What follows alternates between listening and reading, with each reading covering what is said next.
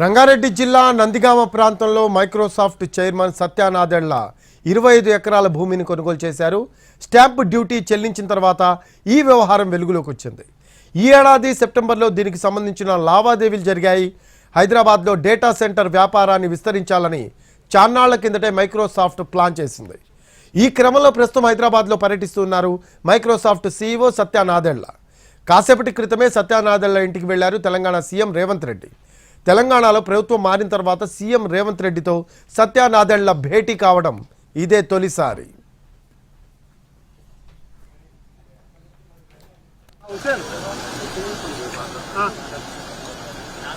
దీనికి సంబంధించి latest updates తెలుసుకున్నాం. మా కరెస్పాండెంట్ రవి ఉన్నారు. రవి, నందిగామ ప్రాంతంలో మైక్రోసాఫ్ట్ చైర్మన్ సత్య నాదెళ్ల 25 ఎకరాల భూమిని కొనుగోలు చేసినట్లు మనకు సమాచారం అందుతూ ఉంది. అలాగే సీఎం రేవంత్ రెడ్డి సత్య నాదెళ్ల ఇంటికి వెళ్లారు. దీనికి సంబంధించి లేటెస్ట్ అప్డేట్స్ ఏంటి రవి? రఫీ, మైక్రోసాఫ్ట్ సీఈఓ ఇప్పటికే భారత్ పర్యటనలో ఉన్నారు. తను భారత్కి ఎప్పుడు విజిట్ చేసినా సరే హైదరాబాద్కు ఖచ్చితంగా వస్తారు.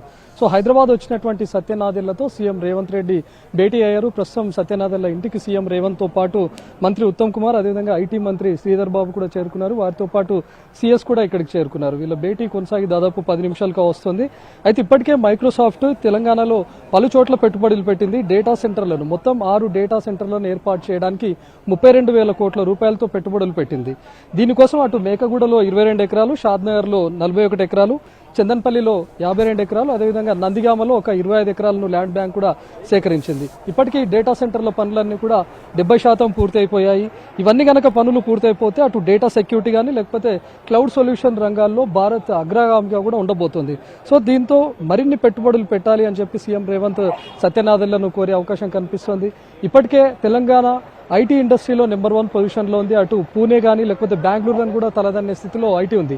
అటు ఎక్స్పోర్ట్స్ కానీ లేకపోతే ఇక్కడ ఉన్నటువంటి ఐటీ కంపెనీస్, ఐటీ దిగ్గజ కంపెనీలన్నీ కూడా హైదరాబాద్ కేంద్రంగా రన్ అవుతున్నాయి.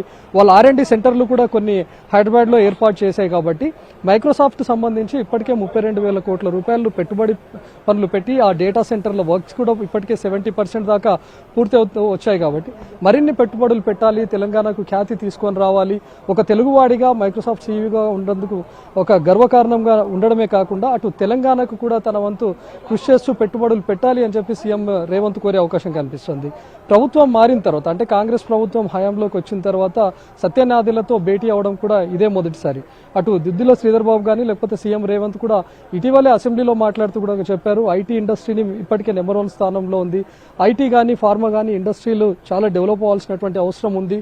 సో పెట్టుబడులు మేము ఆహ్వానిస్తున్నాం అని చెప్పడానికి కూడా మనం చూస్తున్నాం. సో ఇప్పటికే 32,000 కోట్ల రూపాయల పెట్టుబడులు పెట్టినటువంటి మైక్రోసాఫ్ట్ కంపెనీని మరిన్ని పెట్టుబడులు పెట్టే అవకాశం కూడా కనిపిస్తోంది. ఇప్పటికే R&D సెంటర్లకు కానీ లేకపోతే డేటా సెంటర్లకు సంబంధించినటువంటి పనులు కూడా 70% దాకా పూర్తి అవుతూ వచ్చాయి. ఇప్పటికే రంగారెడ్డి జిల్లాలో పలు చోట్ల ల్యాండ్ బ్యాంక్ను కూడా మైక్రోసాఫ్ట్ సేకరించింది.